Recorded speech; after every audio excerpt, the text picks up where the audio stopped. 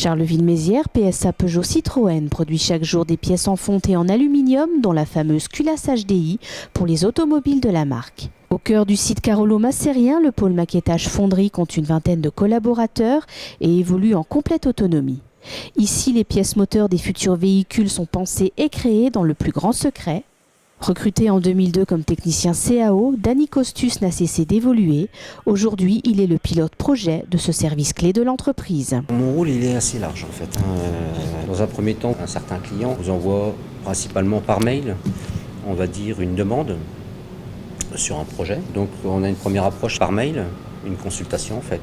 À ce moment-là, on étudie, on va dire, la pièce. On lui fait un chiffrage, donc avec partie outillage, partie brute, fonderie, et après une partie usinage, parce qu'on gère aussi la partie usinage, donc de A à Z. C'est-à-dire qu'on fait une livraison client, clé en main, une pièce usinée. Originaire de An-les-Moines, c'est dès le plus jeune âge que Dany Costus a choisi son chemin professionnel. Ce fils de modeleur a décidé de s'orienter dans le même domaine que son père.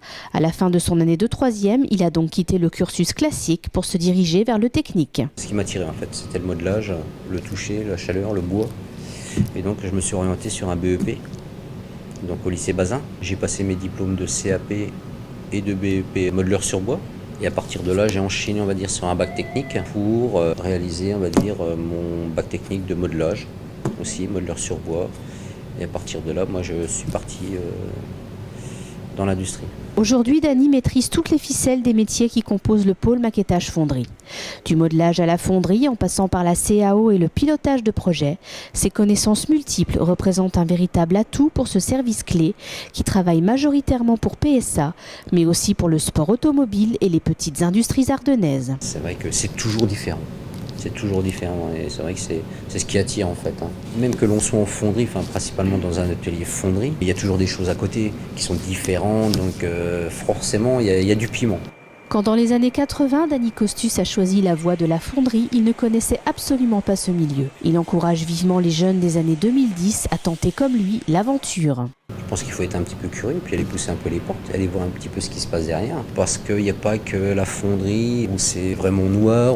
Non, tout ça, c'est la fonderie, ça c'est fini, ça c'était bon dans le temps, on va dire. Mais maintenant ça a vachement évolué. Vous avez une partie technicien de qualité, vous avez une partie laboratoire, vous avez réalisation des pièces. Il y a beaucoup de tâches en fait.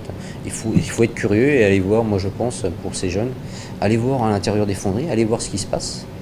Et puis peut-être quelque chose, il va y avoir un déclic, tiens, ce métier me plaît. Franchement, il faut aller vers les fonderies, aller voir un petit peu à l'intérieur ce qui se passe. Tout au long de sa carrière, Dany Costus n'a cessé d'alimenter sa curiosité pour le monde de la fonderie en se formant aux nouvelles technologies telles que la CAO. Un fondeur encore une fois passionné par son métier qui n'a cessé de gravir les échelons jusqu'à piloter aujourd'hui de A à Z les projets du pôle maquettage fonderie de PSA.